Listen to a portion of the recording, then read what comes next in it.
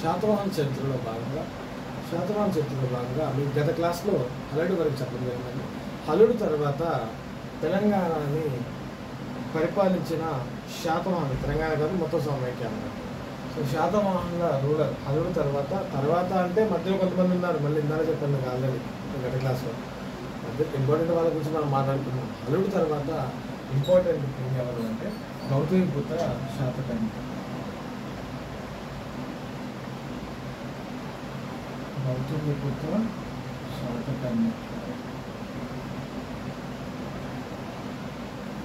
గౌతమిపుత్ర శాతకర్ణి గురించి ఒక మాటలో చెప్పాలంటే, మొత్తం శాతవాహనులందరిలో గొప్పవాడు గౌతమిపుత్ర శాతకర్ణి. ఎందుకు గొప్పవాడు అంటే బాలకృష్ణ గౌతమిపుత్ర శాతకర్ణి సినిమా తీసిండు కదా, అలా కాదు, గొప్పవాడు కాబట్టి సినిమా తీసిండు. ముచ్చటలోకి వెళ్తే ఈయన గురించి తెలుసుకోవాలంటే ఈ యొక్క చరిత్రను తెలుసుకోవడానికి ముఖ్యంగా ఉపకరించే శాసనం ఏంటి అంటే నాసిక్ శాసనం.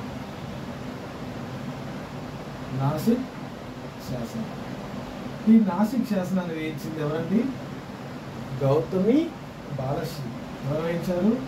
గౌతమి బాలశ్రీ. గౌతమి బాలశ్రీ తన కొడుకు యొక్క విజయాలు, గౌతమి బాలశ్రీకి శాతకర్ణి రిలేషన్ ఏంటండి? మదర్ అండ్ సన్, ఓకేనా? సో గౌతమి బాలశ్రీ వాళ్ళ కొడుకు యొక్క విజయాల గురించి ఈ నాసిక్ శాసనం వేయించింది. దాంతోపాటు ఈ నాసిక్ శాసనంలో ఆమె మెన్షన్ చేసిందంటే తన కొడుకు యొక్క బిరుదులు కూడా మనకు చాలా ఇంపార్టెంట్ ఉంది అనేది. ఏక బ్రాహ్మణ,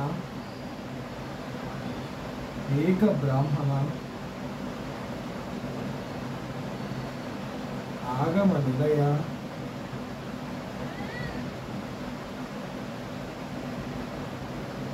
త్రిసముద్రలోయ పితావాహన,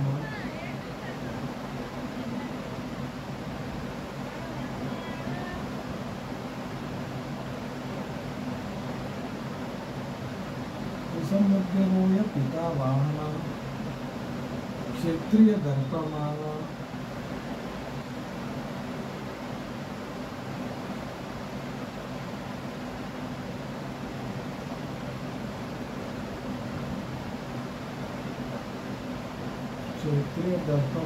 శూర.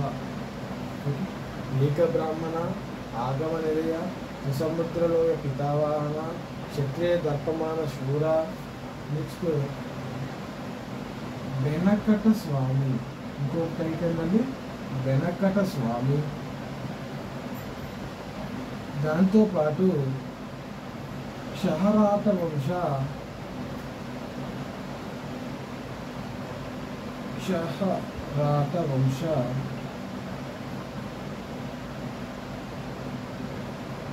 నిరపేక్షకార. సో ఏంటి అంటే ఈయన యొక్క టైటిల్స్ ఇవన్నీ ఎంత పెద్ద టైటిల్, చాలా టైటిల్ ఉన్నాయి. ఈ టైటిల్ అన్ని గుర్తుంచుకోవడం చాలా ఈజీ. మొత్తం ఒకే వేళ గుర్తుంచుకోవాలి, ఇదేంటని సపరేట్ గుర్తుంచుకోవద్దు, మొత్తం ఒకే వేళ రావాలి. ఏక బ్రాహ్మణ, ఆగమ నిలయ, క్షత్రియ దర్పమాన, త్రిసముద్రలోయ పితావాహన, వెనకట స్వామి, ఇలా గుర్తుంచుకోవాలి. అప్పుడు మాత్రమే గుర్తుంచుకుంది. నేను సపరేట్ గుర్తుంచుకోవాలంటే మళ్ళీ తీసుకుపోయి ఎవరికో తగిలిస్తారు మళ్ళీ కింగ్స్కి. ఓకే, మొత్తం ఒకే వేళ గుర్తుంచుకోండి. ఏక బ్రాహ్మణ, ఆగమ నిలయ, క్షత్రియ దర్పమాన శూర, త్రిసముద్రలోయ పితావాహన, వెనకట స్వామి అని ఇలా గుర్తుంచుకోండి. వరుస ఒకేలా గుర్తుంచుకున్నప్పుడు గుర్తుంటాం. అయితే ఈయన గురించి చెప్పాలంటే ఫస్ట్ టైం మొత్తం దేశ చరిత్రలోనే మొట్టమొదటిసారిగా వాళ్ళ తల్లుల యొక్క పేర్లను కొడుకులు పేర్లకు ముందు పెట్టుకోవడం అనేది ఇక్కడ నుంచి స్టార్ట్ అయిందండి. ఈయన తల్లి యొక్క పేరు గౌతమి బాలశ్రీ.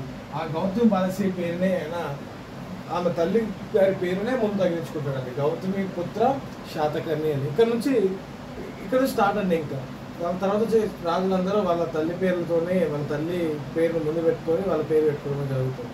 తర్వాత వశిష్ఠ పుత్ర పులోమావి. సో ఇట్లా ఒక్కొక్కరి పేరు అంటే వాళ్ళ తల్లి పేర్లు పెట్టుకోవడం ఎక్కడ నుంచి స్టార్ట్ అయింది? ఈ గౌతమిపుత్ర శాతకర్ణి నుంచే స్టార్ట్ అయిందని మీరు గమనించాలి. దాంతోపాటు అన్న చేసిన యుద్ధాలు చెప్పాలంటే అప్పుడు అసలు ఈ టైటిల్ గమనించారా? షహరాత వంశ నిరపేక్షాధికార అంటే ఏంటి అంటే, ఏమో నాకేం తెలుసు అంటారేమో, ఏంటి అంటే అన్న ఒక యుద్ధం చేస్తాడు గౌతమపుత్ర శాతకర్ణి. దాన్ని జోగల్ తంబి యుద్ధం అంటారు. జోగల్ తంబి ఎవరు చేశారు? గౌతమపుత్ర శాతకర్ణి, బాలకృష్ణ. గౌతమపుత్ర శాతకర్ణి చేశాడు. ఆ జోగల్ తంబి యుద్ధం ఎవరితో చేసిందంటే నహపానుడు, క్షహరాట వంశం. ఈ క్షహరాట వంశం వాళ్ళు మధ్యప్రదేశ్, మహారాష్ట్ర, గుజరాత్, ఈ క్షహరాట వంశంలో 5 డైనెస్టీలు ఉండేవాళ్ళు. సో వీళ్ళు మధ్యప్రదేశ్, మహారాష్ట్రలో కొంత భాగం పరిపాలించేవాళ్ళు ఈ క్షహరాట వంశం వాళ్ళు. సో ఆ క్షహరాట వంశం ఎవరు కింగ్ అంటే అప్పుడు నహపానుడు. క్షహరాట వంశ కింగ్ ఎవరు? నహపానుడు. నహపానుడిని వెళ్ళి సరదాగా తన్నొస్తాడు అన్నమాట. ఎవరు?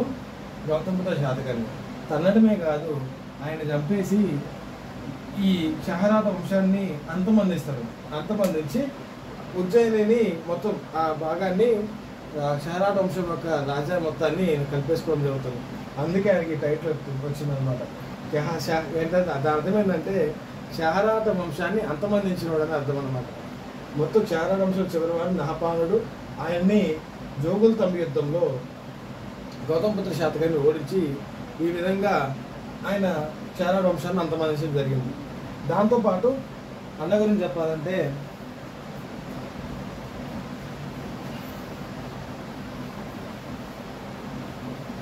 చాలాసార్లు వినే ఉంటారు శాలివాహన శకం. శాలివాహన శకం, శాలివాహన శకంని స్టార్ట్ చేసిన రాదు. శాలివాహన శకం ఏంటంటే క్రీస్తు శకం 78. క్రీస్తు శకం 78వ సంవత్సరంని శాలివాహన శకంగా ఆయన ప్రారంభించడం జరిగింది. దీనికి అర్థమైంది నేను చెప్తాను మీకు. శాలివాహన శకం అంటే ఏంటి అని. ఈ శాలివాహన శకం కన్నా ముందు ఇలాంటి శకాన్ని ప్రారంభించిన రాజు ఉన్నారు భారతదేశ చరిత్రలో. విక్రమాదిత్యుడు.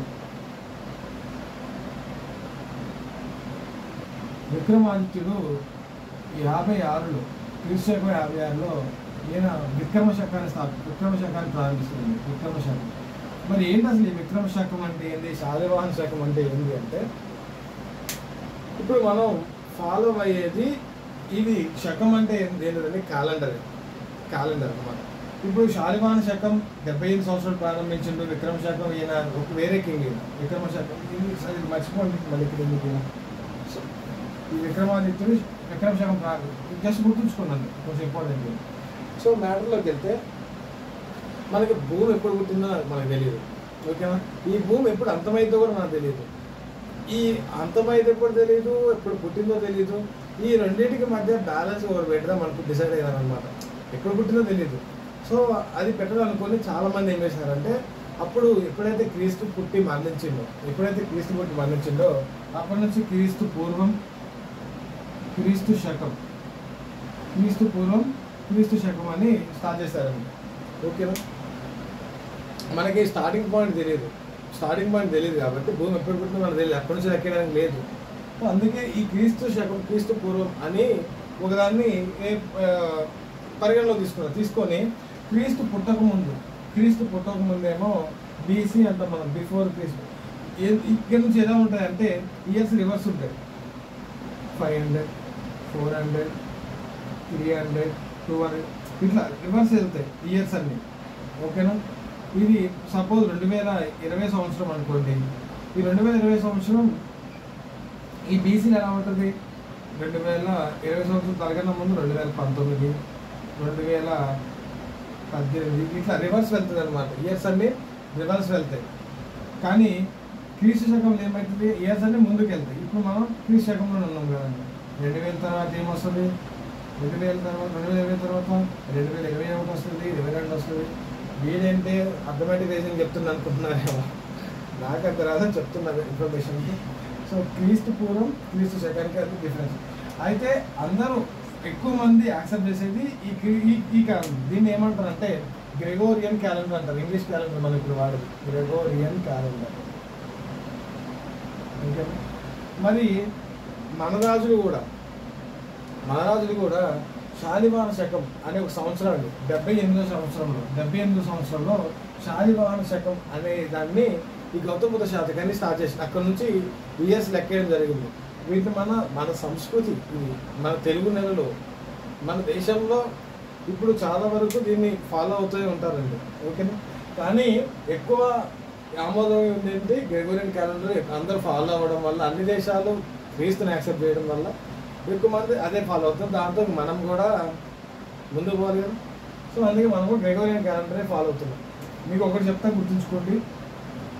ఇప్పుడు సపోజ్ మనం గ్రెగోరియన్ క్యాలెండర్ ప్రకారం ఇప్పుడు 2020లో ఉన్నామనుకుంటే, గ్రెగోరియన్ క్యాలెండర్ ప్రకారం 2020లో ఉన్నామనుకుంటే, ఇప్పుడు అదే ఈ శాలివాహన శకం నుంచి మనం ఇయర్స్ లెక్కేషన్ అనుకోండి, ఇయర్ కాల్కులేషన్ అనుకోండి, మనం 1941లో ఉంటాం. అర్థమైతే మన గ్రెగోరియన్ క్యాలెండర్ ప్రకారం 2020లో ఉన్నాం. ఇప్పుడు సంవత్సరం 2020 నడుస్తుంది. అదే గ్రెగోరియన్ క్యాలెండర్ ప్రకారం అయితే అది గ్రెగోరియన్ కాదు, శాలివాహన శకం ప్రారంభించి గౌతమ బుద్ధ శాతకాన్ని క్యాలెండర్ ప్రకారం అయితే 1941 ఉంటాం. ఇంకా మనకి ఇండిపెండెన్స్ కూడా రాలేదు. ఓకేనా? అదే మీకు ఇందాక చెప్పారు విక్రమ శకం అని, విక్రమాదిత్యుడు ప్రారంభించండి. అదే విక్రమ శకం ప్రకారం అయితే మనం 2075లో ఉన్నాం. ఓకేనా? ఆయన ప్రారంభించిన ఆ శకం స్టార్ట్ చేసి కాల్కులేట్ చేస్తే క్యాలెండర్ని 2075లో ఉంటాం మన విక్రమ శకం ప్రకారం. ఓకేనా? సో మీకు ఒకటి గమనించండి, విక్రమ శకం క్యాలెండర్ ముందుంది గ్రెగోరియన్ క్యాలెండర్ కంటే, శాలివాహన శకం క్యాలెండర్ వెనకుంది గ్రెగోరియన్ క్యాలెండర్ కంటే. ఓకేనా? మనం ఇప్పుడు ఫాలో అయ్యేది గ్రెగోరియన్ క్యాలెండర్. జనవరి 1 నుంచి డిసెంబర్ 31 వరకు ఫాలో అవుతుంది. ఓకే, వీటి నుంచే మళ్ళీ మనకి తెలుగు నెలలు చైత్రం, వైశాఖం, జ్యేష్టం, శ్రావణం, ఆషాఢం, ఓకే, ఇవి ఉంటాయి కదా తెలుగు నెలలు. అవి ఈ శాలివాహన శకం మనకి సూటబుల్ అయ్యేలా ఉంటాయండి. మన ఏమంటారు ఋతుపవనాలు కానివ్వండి, ఇవన్నీ మన కల్చర్కి సెట్ అయ్యేలా ఉంటాయి. కానీ తప్పక మనం అందరం గ్రెగోరియన్ క్యాలెండర్ ఫాలో అవ్వాల్సి వస్తుంది. ఓకే, సో దీని తర్వాత ఇంకా గౌతమ బుద్ధ శాతకర్ణి గారి గురించి చెప్పాలంటే, ఈయన క్యాపిటల్ని ధాన్య కటకం నుంచి ప్రతిష్టాపురానికి చేంజ్ చేస్తున్నాడు. క్యాపిటల్ ఎందుకు చేంజ్ చేసిండు అంటే, మీకు ఆల్రెడీ చెప్పాను, నహపానుని ఓడించిండు. నహపానుని ఓడించి క్యాపిటల్ని ఎక్కడ చేంజ్ చేసిండు? పైఠానికి చేంజ్ చేస్తాడు. పైఠాన్ అంటే ప్రతిష్టానపురం అంటారు. సో ఈ విధంగా ఈయన పరిపాలన జరిగింది గౌతమ బుద్ధ శాతకర్ణి. ఈయన తర్వాత గౌతమ బుద్ధ శాతకర్ణి యొక్క కొడుకు రెండవ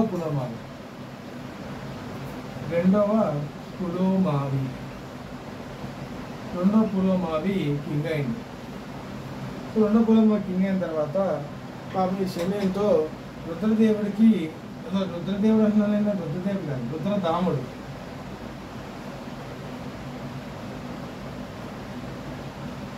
ఈ రుద్రదాముడికి వర్సెస్ ఈ పులోమావికి గొడవ అవుతుంది. ఈ యుద్ధంలో రుద్రదాముడికి వర్సెస్ పులోమావికి యుద్ధం జరుగుతుంది. ఆ యుద్ధంలో రుద్రదాముడు పులోమావిని పిచ్చుకొట్టుడు కొడుతుంది అనమాట. పులోమావిని పిచ్చుకొడుతూ కొడితే పులోమావి అక్కడి నుంచి పారిపోయి మళ్ళీ దాని కడకం వస్తుంది. మీకు ఆల్రెడీ ఇందాక చెప్పిన గౌతమ బుద్ధ శాతకర్ణి నహపానుని ఓడించి, క్షారావంశ నహపానుని ఓడించి ఆయన క్యాపిటల్ని పైఠానికి చేంజ్ చేసిండు, మహారాష్ట్రలోని పైఠానికి. మళ్ళీ ఆయన తర్వాత కింగ్ ఎవరయ్యారు? రెండో పులోమావి, ఆయన కొడుకు పులోమావి కింగ్ అయిన తర్వాత ఆ పైఠాన్లో రుద్రదాముడికి అండ్ పులోమావికి యుద్ధం జరుగుతుందండి. ఈ యుద్ధం గురించి చెప్పేదే జూనాగఢ్ ఇన్స్క్రిప్షన్. ఈ జూనాగఢ్ ఇన్స్క్రిప్షన్ ప్రకారం రుద్రదాముడు రెండో పులోమావిని పిచ్చుకొట్టుడు కొట్టిందని చెప్పి ఆ పులోమావి అక్కడి నుంచి పారిపోయి వస్తున్నాడు. మరి ఆడుంటే మళ్ళీ కొడతాడేమో అని పారిపోయి వచ్చి ధాన్య కటకం ప్రజెంట్ ఎక్కడండి? అమరావతి క్యాపిటల్ని. సో ఎవరు? పులోమావి క్యాపిటల్ని పైఠాన్ నుంచి ధాన్య కటకానికి చేంజ్ చేస్తారండి. ఆ ధాన్య కటకం ప్రజెంట్ మనం అమరావతి అంటున్నాం, అమరావతి. ఓకేనా? అక్కడికి చేంజ్ చేయడం జరిగింది. అందుకే ఈయనకి ఒక టైటిల్ కూడా ఉంటుంది, నవనగర స్వామి అని. నవనగర స్వామి. సో ఈ విధంగా ఆయన క్యాపిటల్ని పైఠాన్ నుంచి ధాన్య కటకానికి చేంజ్ చేయడం జరిగింది. పాపం ఆంధ్ర వాళ్ళకి అప్పటి నుంచి ఇదే బాధ, క్యాపిటల్ ఎక్కడ స్థిరంగా లేదు. ధాన్య కటకం నుంచి ఆయన పైఠాన్ని మారిస్తే మళ్ళీ ఆయన పైఠాన్ నుంచి ధాన్య కటకానికి మార్చింది. అప్పుడు చిన్నప్పటి నుంచి వీళ్ళకి బాధలే అనుకుంటా బాబు. సో ఇట్లా నవనగర స్వామి అనే టైటిల్ ఉంది దీనికి. పులోమావి తర్వాత ఇంపార్టెంట్ కింగ్ ఎవరు అంటే యజ్ఞశ్రీ శాతకర్ణి. పులోమావి తర్వాత ఇంపార్టెంట్ కింగ్ ఎవరండి? యజ్ఞశ్రీ శాతకర్ణి.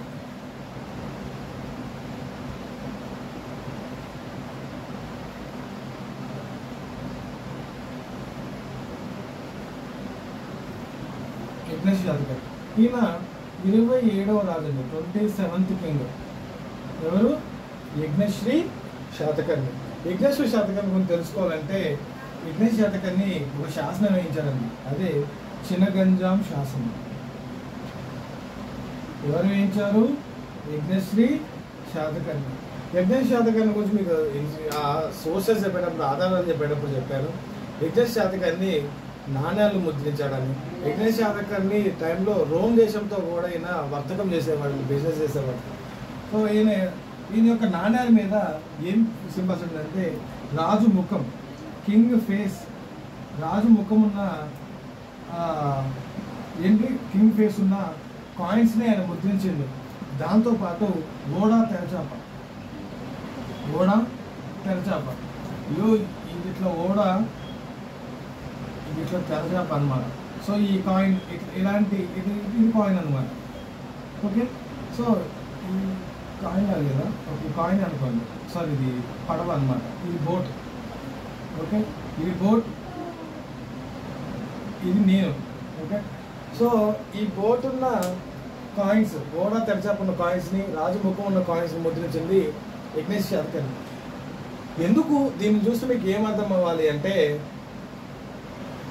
అప్పట్లో ఈయన టైంలో వర్తకం బాగా జరిగేదని, సముద్ర వ్యాపారం బాగా జరిగేదని మీరు గమనించాలి. ఓకే, దాంతోపాటు ఈ యజ్ఞశ్రీ శాతకర్ణికి టైంలో, యజ్ఞశ్రీ శాతకర్ణి టైంలో ఒక ఫేమస్ బౌద్ధ భిక్షు ఉన్నాడండి, అందరికి తెలిసి ఉంటాడు ఆయన, ఆచార్య నాగార్జునుడు.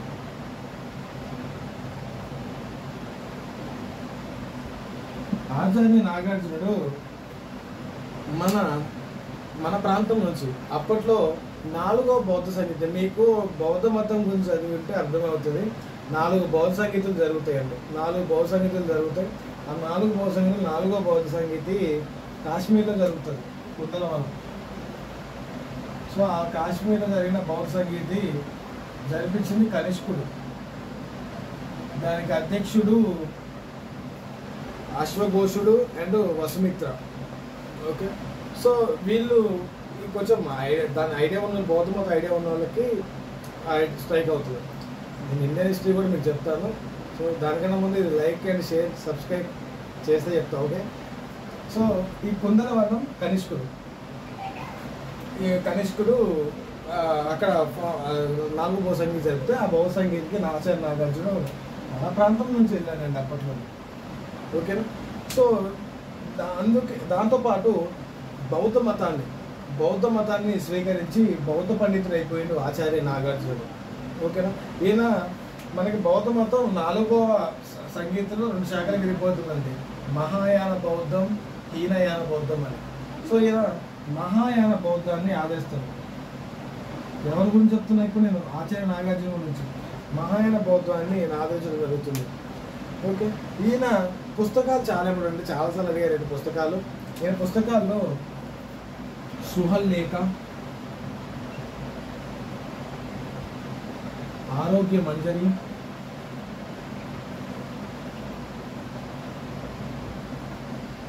నెక్స్ట్ రసరత్నాకరం,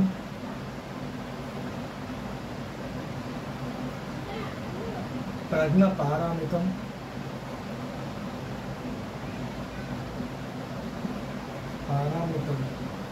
అనే పుస్తకాలు నేను రాసిన. సుహల్లేఖ, ఆరోగ్య మంజరి, రసరత్నాకరం, ప్రజ్ఞ పారామితం అనే పుస్తకాలు రాయడం జరిగింది. సో ఈయనకి ఆచార్య నాగార్జునుడి కోసం యజ్ఞశ్రీ శాతకర్ణి చాలా ఇంపార్టెంట్. ఫస్ట్ టైం మన ఇండియాలోని భారతదేశంలోనే మొట్టమొదటి బౌద్ధ విశ్వవిద్యాలయాన్ని స్థాపిస్తాడండి. ఎవరు? యజ్ఞశ్రీ శాతకర్ణి. ఎక్కడ స్థాపించారు అంటే నాగార్జున కొండ. ఇప్పుడు నాగార్జున కొండ ఉంది కదండి, నాగార్జున కొండ మీద బౌద్ధ విశ్వవిద్యాలయం స్థాపిస్తుంది. ఎవరి కోసం? ఆచార్య నాగార్జునుడి కోసం. స్థాపించింది ఎవరు? యజ్ఞశ్రీ శాతకర్ణి. మన దేశంలో మొట్టమొదటి university Takshashila university. Second university Nagarjuna university. ఓకేనా? శ్రీపర్వత యూనివర్సిటీ అంటారండి దాన్ని. నాగార్జున యూనివర్సిటీ ఏమంటారండి? శ్రీపర్వతం. ఓకేనా? ఇది మీరు గమనించాలి. సో అప్పుడు తర్వాత ఒక చరిత్రకారుడు, ఒక ట్రావెలర్ వస్తాడండి, ఫాహియాన్ అని వినే ఉంటారు. ఆ ఫాహియాన్ ఈ నాగార్జున కొండ యూనివర్సిటీ చూడడానికి వచ్చి ఆయన చెప్తాడు 5 అంతస్తులు 1500 గదులు, మామూలు లేదని చెప్తున్నాడు అనమాట. ఓకే, అప్పట్లోనే యజ్ఞశ్రీ శాతకర్ణి ఆచార్య నాగార్జున కోసం ఒక పెద్ద విశ్వవిద్యాలయాన్ని, బౌద్ధ విశ్వవిద్యాలయాన్ని కట్టడం అనేది జరిగింది. సో ఇది యజ్ఞశ్రీ శాతకర్ణి యొక్క ఇంపార్టెన్స్ అండి. యజ్ఞశ్రీ శాతకర్ణి తర్వాత మళ్ళీ మనకి ఇంపార్టెంట్ కింగ్ లాస్ట్ కింగ్ అంతా ఒకలే అండి. యజ్ఞశ్రీ శాతకర్ణి తర్వాత మనం చెప్పుకోవాల్సిన ఇంపార్టెంట్ కింగ్ ఎవరు అంటే మూడవ పులోమావి. ఈ మూడవ పులోమావితో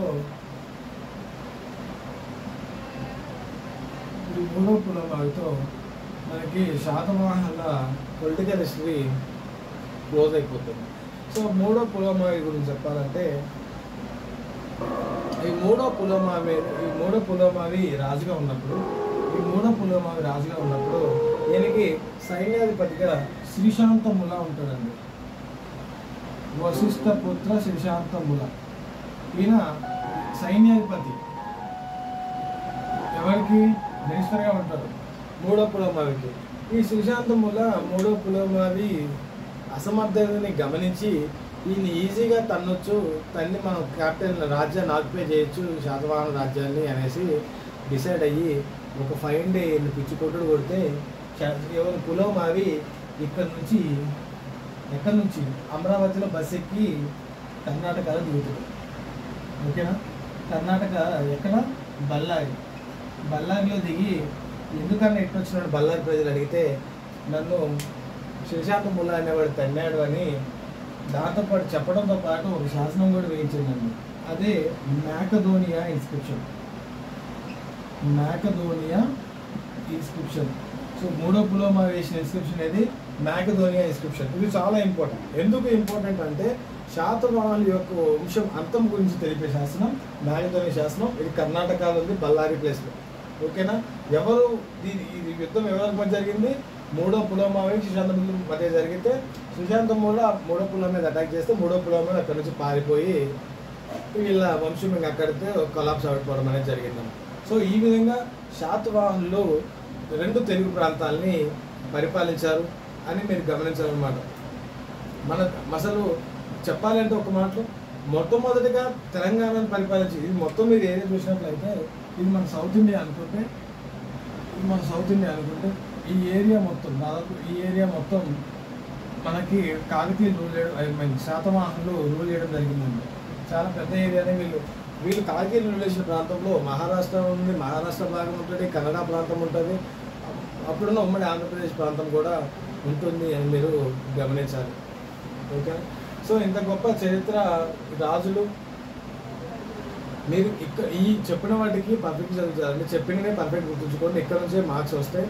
ఎక్కువ దూరం అయితే వెళ్ళాల్సిన అవసరం లేదు. ఇవి చెప్పినట్టు ప్రాక్టీస్ చేయాలి. నెక్స్ట్ టెస్ట్ సిరీస్ రాయాలి. ఇట్లా చేస్తే చాలు, మనం ఈజీగా స్కోర్ చేయగలుగుతాం.